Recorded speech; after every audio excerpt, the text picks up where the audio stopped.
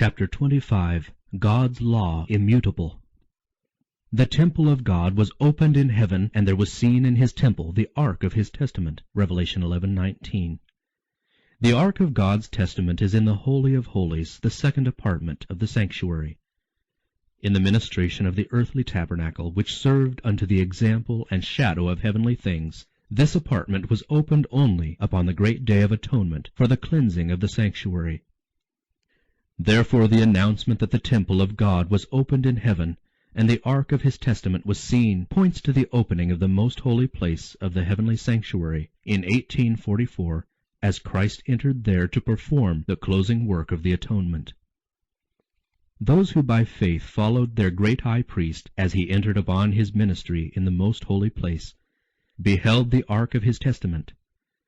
As they had studied the subject of the sanctuary, they had come to understand the Saviour's change of ministration, and they saw that he was now officiating before the ark of God, pleading his blood in behalf of sinners. The ark in the tabernacle on earth contained the 2 tables of stone, upon which were inscribed the precepts of the law of God. The ark was merely a receptacle for the tables of the law, and the presence of these divine precepts gave to it its value and sacredness.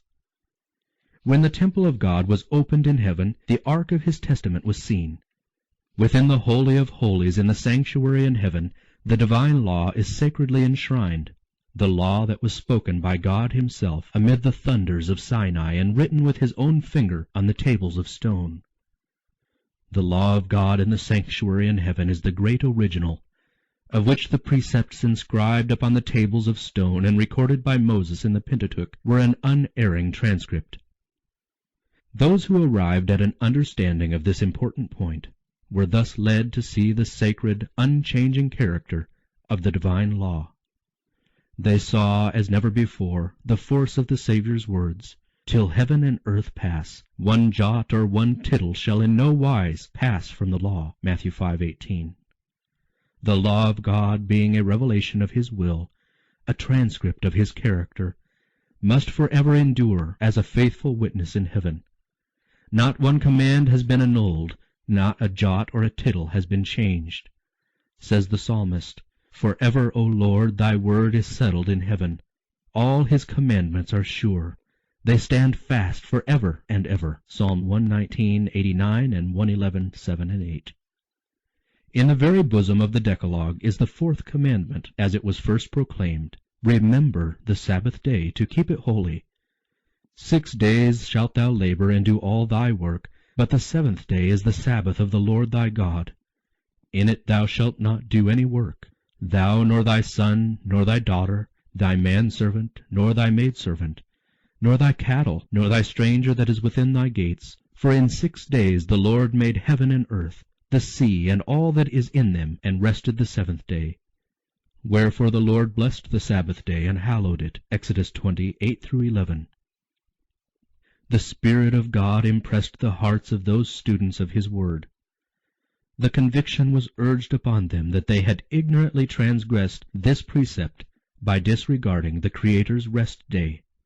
They began to examine the reasons for observing the first day of the week instead of the day which God had sanctified. They could find no evidence in the Scriptures that the 4th commandment had been abolished, or that the Sabbath had been changed. The blessing which first hallowed the 7th day had never been removed. They had been honestly seeking to know and to do God's will. Now, as they saw themselves transgressors of his law, sorrow filled their hearts, and they manifested their loyalty to God by keeping his Sabbath holy. Many and earnest were the efforts made to overthrow their faith. None could fail to see that if the earthly sanctuary was a figure or pattern of the heavenly, the law deposited in the ark on earth was an exact transcript of the law in the ark in heaven, and that an acceptance of the truth concerning the heavenly sanctuary involved an acknowledgment of the claims of God's law and the obligation of the Sabbath of the 4th commandment. Here was the secret of the bitter and determined opposition to the harmonious exposition of the Scriptures that revealed the ministration of Christ in the heavenly sanctuary. Men sought to close the door which God had opened, and to open the door which he had closed. But he that openeth, and no man shutteth, and shutteth, and no man openeth, had declared, Behold, I have set before thee an open door, and no man can shut it. Revelation 3, 7, and 8. Christ had opened the door, or ministration of the most holy place. Light was shining from that open door of the sanctuary in heaven, and the fourth commandment was shown to be included in the law which is there enshrined. What God had established, no man could overthrow. Those who had accepted the light concerning the mediation of Christ and the perpetuity of the law of God found that these were the truths presented in Revelation 14. The messages of this chapter constitute a threefold warning, which is to prepare the inhabitants of the earth for the Lord's second coming. The announcement, the hour of his judgment is come, points to the closing work of Christ's ministration for the salvation of men. It heralds a truth which must be proclaimed until the Savior's intercession shall cease, and he shall return to the earth to take his people to himself. The work of judgment which began in 1844 must continue until the cases of all are decided, both of the living and the dead. Hence it will extend to the close of human probation. That men may be prepared to stand in the judgment, the message commands them to fear God and give glory to him, and worship him that made heaven and earth, and the sea, and the fountains of waters. The result of an acceptance of these messages is given in the word, Here are they that keep the commandments of God, and the faith of Jesus. In order to be prepared for the judgment, it is necessary that men should keep the law of God. That law will be the standard of character in the judgment. The Apostle Paul declares, As many as have sinned in the law shall be judged by the law, in the day when God shall judge the secrets of men by Jesus Christ. And he says that the doers of the law shall be justified. Romans 2:12-16. Faith is essential in order to the keeping of the law of God. For without faith it is impossible to please him. And whatsoever is not of faith is sin. Hebrews 11:6 and Romans 14:23. By the first angel men are called upon to fear God and give glory to him, and to worship him as the creator of the heavens and the earth. In order to do this, they must obey his law. Says the wise men, Fear God and keep his commandments, for this is the whole duty of man. Ecclesiastes 12:13. Without obedience to his commandments, no worship can be pleasing to God. This is the love of God, that we keep his commandments. He that turneth away his ear from hearing the law, even his prayer shall be an abomination. 1 John 5:3 and Proverbs 28:9. The duty to worship God is based upon the fact that he is the Creator, and that to him all other beings owe their existence. And wherever in the Bible his claim to reverence and worship above the gods of the heathen is presented, there is cited the evidence of his creative power. All the gods of the nations are idols, but the Lord made the heavens. Psalm 96:5.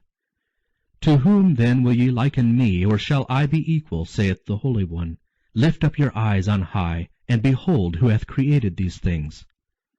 Thus saith the Lord that created the heavens, God himself that formed the earth and made it. I am the Lord, and there is none else. Isaiah 40:25 and 26, and 45:18.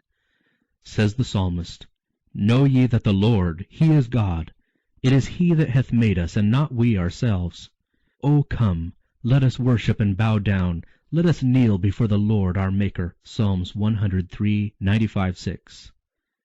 And the holy beings who worship God in heaven state as the reason why their homage is due to him, Thou art worthy, O Lord, to receive glory and honor and power, for thou hast created all things. Revelation 4:11.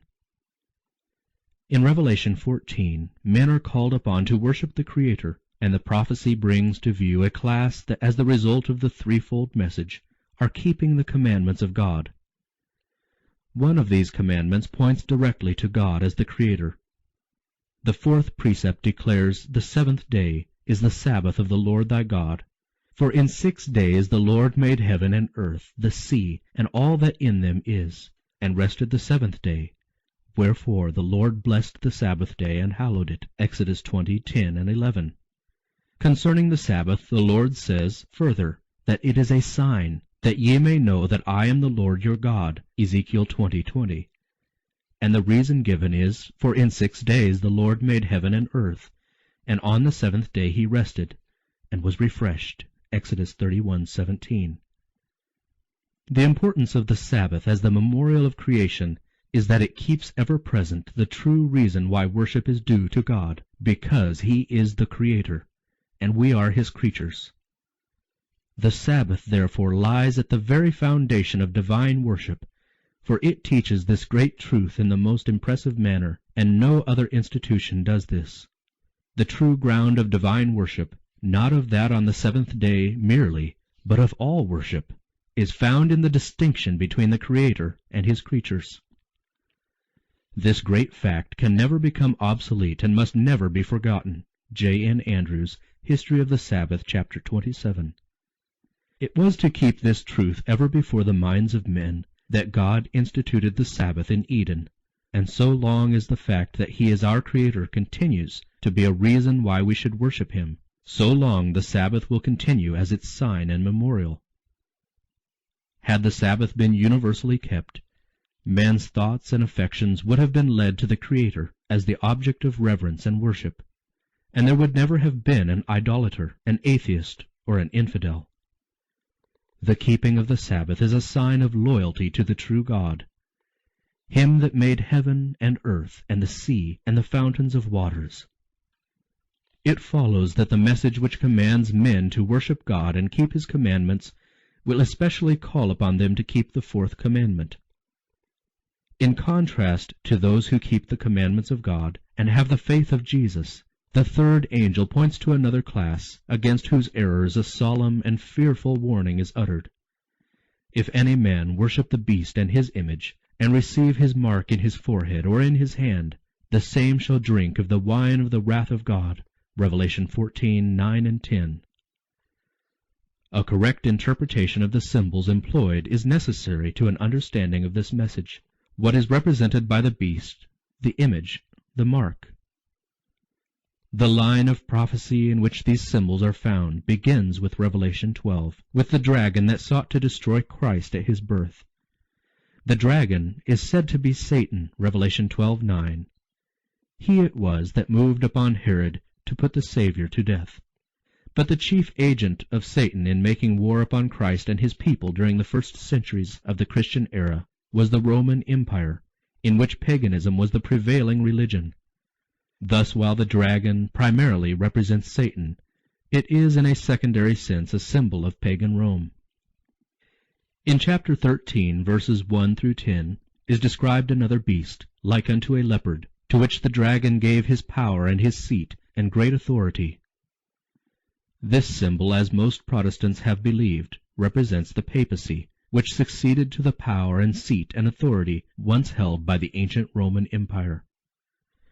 Of the leopard-like beast it is declared, There was given unto him a mouth speaking great things and blasphemies. And he opened his mouth in blasphemy against God, to blaspheme his name and his tabernacle, and them that dwell in heaven. And it was given unto him to make war with the saints, and to overcome them. And power was given him over all kindreds and tongues and nations. This prophecy, which is nearly identical with the description of the little horn of Daniel 7, unquestionably points to the papacy. Power was given unto him to continue 42 months. And, says the prophet, I saw one of his heads as if it were wounded to death. And again he that leadeth into captivity shall go into captivity. He that killeth with the sword must be killed with the sword. The 42 months are the same as the time and times and the dividing of time, 3 years and a half, or 1260 days of Daniel 7, the time during which the papal power was to oppress God's people.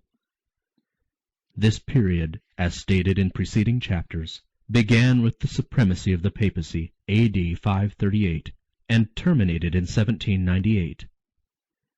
At that time the Pope was made captive by the French army. The papal power received its deadly wound, and the prediction was fulfilled. He that leadeth into captivity shall go into captivity. At this point another symbol is introduced. Says the prophet, I beheld another beast coming up out of the earth, And he had 2 horns like a lamb, verse 11. Both the appearance of this beast and the manner of its rise indicate that the nation which it represents is unlike those presented under the preceding symbols. The great kingdoms that have ruled the world were presented to the prophet Daniel as beasts of prey, rising when the 4 winds of the heavens strove upon the great sea, Daniel 7:2. In Revelation 17, an angel explained that waters represented peoples and multitudes and nations and tongues, Revelation 17:15. Winds are a symbol of strife. The 4 winds of heaven striving upon the great sea represent the terrible scenes of conquest and revolution by which kingdoms have attained to power. But the beast with lamb-like horns was seen coming up out of the earth.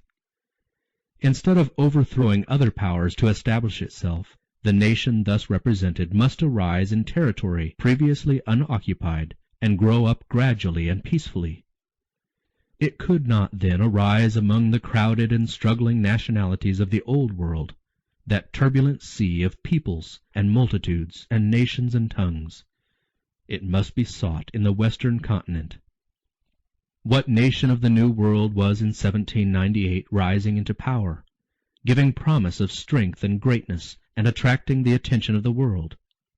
The application of the symbol admits no question. One nation and only one meets the specifications of this prophecy. It points unmistakably to the United States of America. Again and again the thought, almost the exact words of the sacred writer, has been unconsciously employed by the orator and the historian in describing the rise and growth of this nation. The beast was seen coming up out of the earth, and according to the translators the word here rendered coming up literally signifies to grow or spring up as a plant. And as we have seen, the nation must arise in territory previously unoccupied. A prominent writer describing the rise of the United States speaks of the mystery of her coming forth from vacancy, and says, like a silent seed we grew into empire. G.A. Townsend, The New World Compared with the Old, page 462.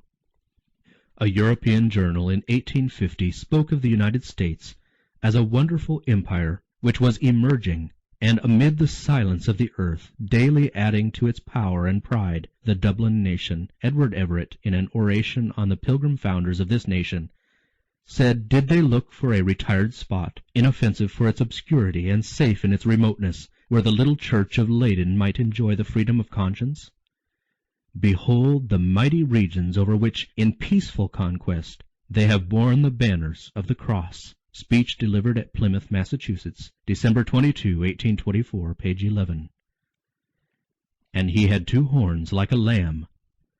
The lamb-like horns indicate youth, innocence, and gentleness, fitly representing the character of the United States when presented to the prophet as coming up in 1798.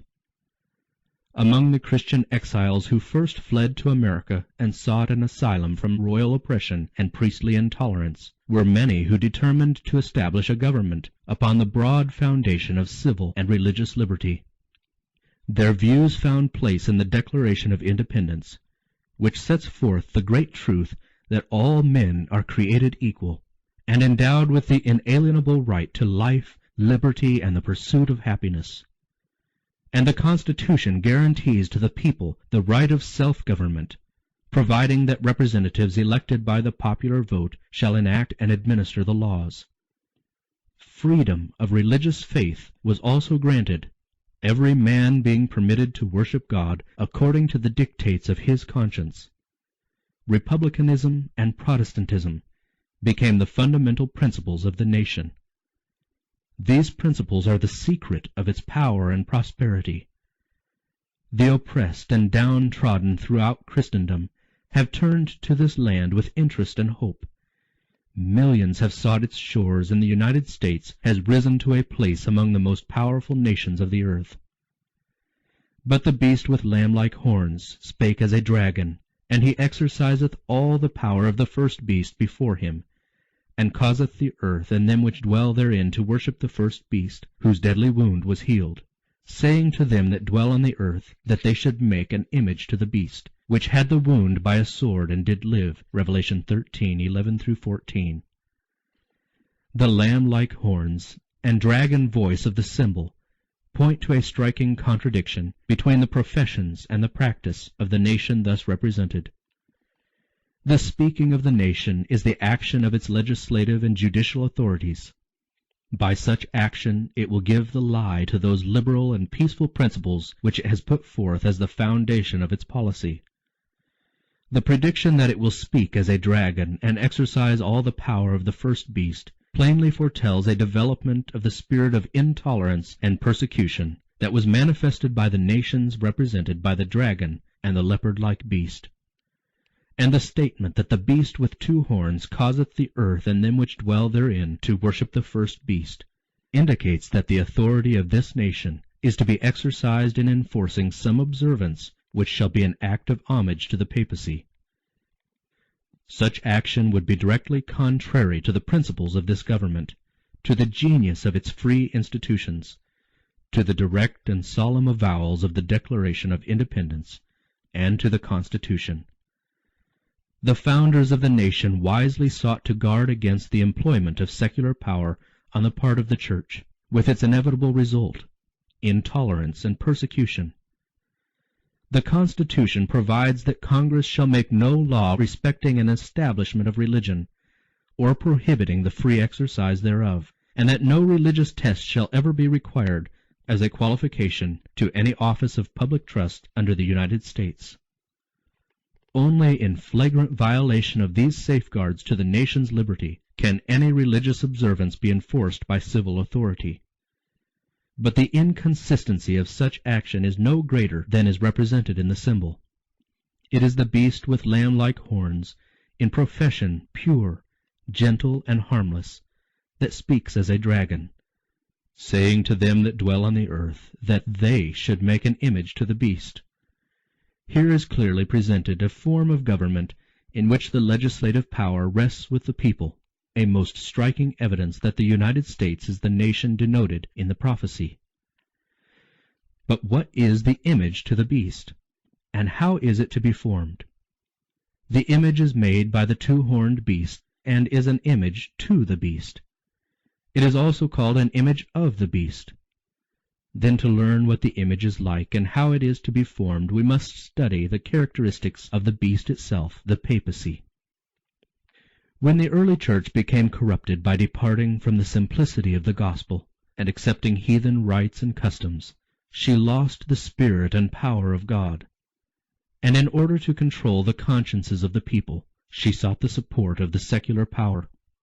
The result was the papacy, a church that controlled the power of the state and employed it to further her own ends, especially for the punishment of heresy. In order for the United States to form an image of the beast, the religious power must so control the civil government that the authority of the state will also be employed by the Church to accomplish her own ends. Whenever the Church has obtained secular power, she has employed it to punish dissent from her doctrines. Protestant churches that have followed in the steps of Rome by forming alliance with worldly powers have manifested a similar desire to restrict liberty of conscience. An example of this is given in the long-continued persecution of dissenters by the Church of England.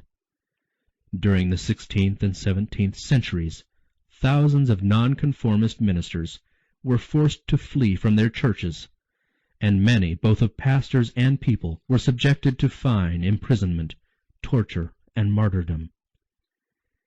It was apostasy that led the early church to seek the aid of the civil government, and this prepared the way for the development of the papacy, the beast.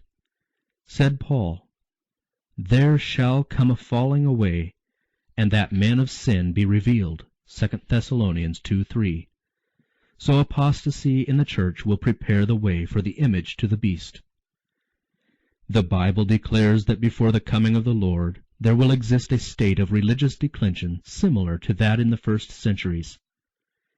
In the last days perilous times shall come, for men shall be lovers of their own selves, covetous, boasters, proud, blasphemers, disobedient to parents, unthankful, unholy, without natural affection, truce-breakers, false accusers, incontinent, fierce, despisers of those that are good, traitors, heady, high-minded, lovers of pleasures more than lovers of God, having a form of godliness, but denying the power thereof. 2 Timothy 3:1-5. Now the Spirit speaketh expressly, that in the latter times some shall depart from the faith, giving heed to seducing spirits and doctrines of devils. 1 Timothy 4:1. Satan will work with all power and signs and lying wonders, and with all deceivableness of unrighteousness. And all that receive not the love of the truth that they might be saved will be left to accept strong delusion, that they should believe a lie. 2 Thessalonians 2:9-11. When this state of ungodliness shall be reached, the same results will follow as in first centuries.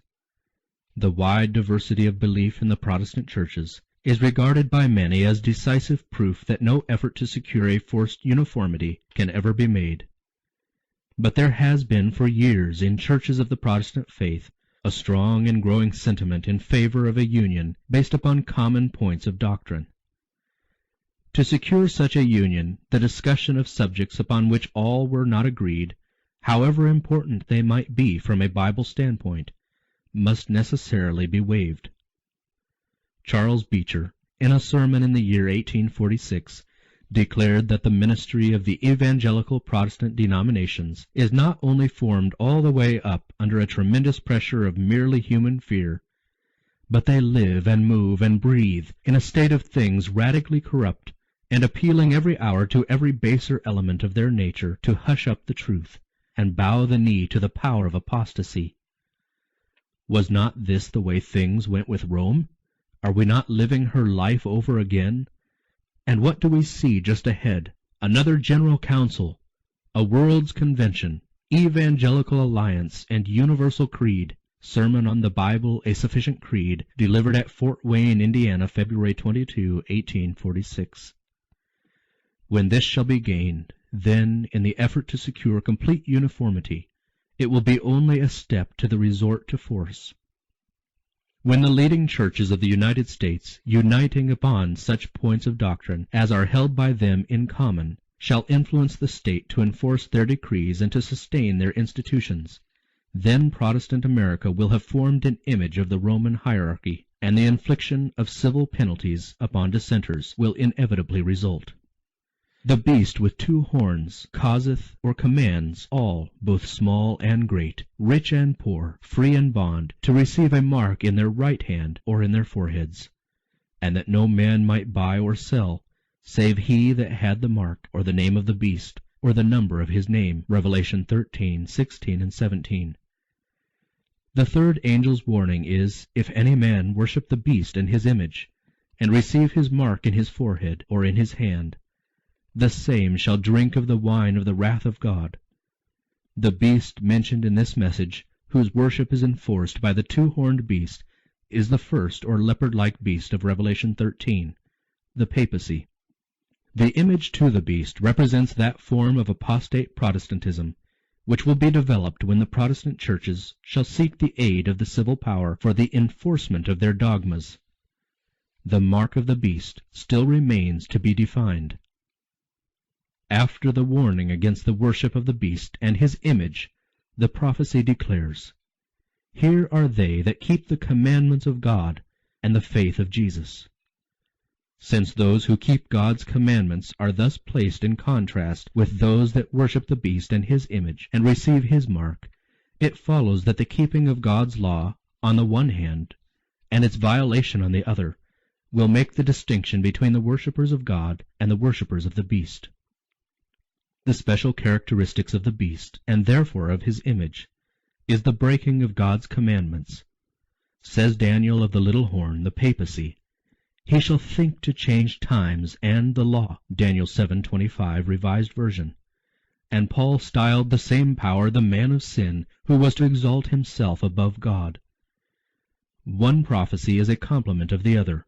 Only by changing God's law could the papacy exalt itself above God. Whoever should understandingly keep the law as thus changed would be giving supreme honor to that power by which the change was made.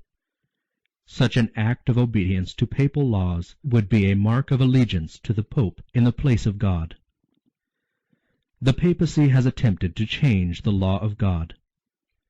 The second commandment, forbidding image worship, has been dropped from the law, and the fourth commandment has been so changed as to authorize the observance of the first instead of the seventh as the Sabbath day. But papists urge, as a reason for omitting the second commandment, that it is unnecessary, being included in the first, and that they are giving the law exactly as God designed it to be understood. This cannot be the change foretold by the prophet. An intentional, deliberate change is presented. He shall think to change the times and the law. The change in the fourth commandment exactly fulfills the prophecy. For this the only authority claimed is that of the Church. Here the papal power openly sets itself above God. While the worshippers of God will be especially distinguished by their regard for the fourth commandment, since this is the sign of his creative power and the witness to his claim upon man's reverence and homage, the worshippers of the beast will be distinguished by their efforts to tear down the Creator's memorial, to exalt the institution of Rome. It was in behalf of the Sunday that Popery first asserted its arrogant claims, and its first report to the power of the state was to compel the observance of Sunday as the Lord's Day. But the Bible points to the seventh day and not to the first as the Lord's Day. Said Christ, "The Son of Man is Lord also of the Sabbath." The fourth commandment declares the seventh day is the Sabbath of the Lord, and by the prophet Isaiah the Lord designates it "my holy day," Mark 2:28 and Isaiah 58:13. The claim so often put forth that Christ changed the Sabbath is disproved by his own words. In his Sermon on the Mount he said, "Think not that I am come to destroy the law or the prophets. I am not come to destroy, but to fulfill. For verily I say unto you, till heaven and earth pass, one jot or one tittle shall in no wise pass from the law, till all be fulfilled. Whosoever therefore shall break one of these least commandments, and shall teach men so, he shall be called the least in the kingdom of heaven. But whosoever shall do and teach them, the same shall be called great in the kingdom of heaven." Matthew 5:17-19. It is a fact generally admitted by Protestants that the Scriptures give no authority for the change of the Sabbath. This is plainly stated in publications issued by the American Tract Society and the American Sunday School Union. One of these works acknowledges the complete silence of the New Testament so far as any explicit command for the Sabbath, Sunday, the first day of the week, or definite rules for its observance are concerned. George Eliot, The Abiding Sabbath, page 184. Another says, up to the time of Christ's death, no change had been made in the day, and so far as the record shows, they, the apostles, did not give any explicit command enjoining the abandonment of the seventh-day Sabbath and its observance on the first day of the week. A. E. Waffle, The Lord's Day, pages 186-188. Roman Catholics acknowledge that the change of the Sabbath was made by their Church, and declare that Protestants, by observing the Sunday, are recognizing her power. In the Catholic Catechism of Christian Religion, in answer to a question as to the day to be observed in obedience to the fourth commandment, this statement is made: During the Old Law, Saturday was the day sanctified, but the Church, instructed by Jesus Christ and directed by the Spirit of God, has substituted Sunday for Saturday. So now we sanctify the first, not the seventh day. Sunday means and now is the day of the Lord.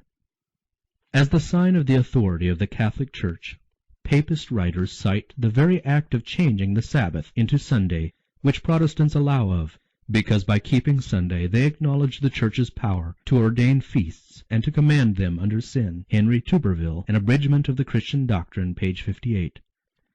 What then is the change of the Sabbath, but the sign or mark of the authority of the Roman Church, the mark of the beast? The Roman Church has not relinquished her claim to supremacy, and when the world and the Protestant churches accept a Sabbath of her creating while they reject the Bible Sabbath, they virtually admit this assumption. They may claim the authority of tradition and of the Fathers for the change, but in so doing they ignore the very principle which separates them from Rome, that the Bible and the Bible only is the religion of Protestants. The papist can see that they are deceiving themselves, willingly closing their eyes to the facts in the case. As the movement for Sunday enforcement gains favor, he rejoices, feeling assured that it will eventually bring the whole Protestant world under the banner of Rome. Romanists declare that the observance of Sunday by the Protestants is an homage they pay, in spite of themselves, to the authority of the Catholic Church. Manager Seguer, Plain Talk About the Protestantism of Today, page 213. The enforcement of Sunday keeping on the part of Protestant churches is an enforcement of the worship of the papacy, of the beast.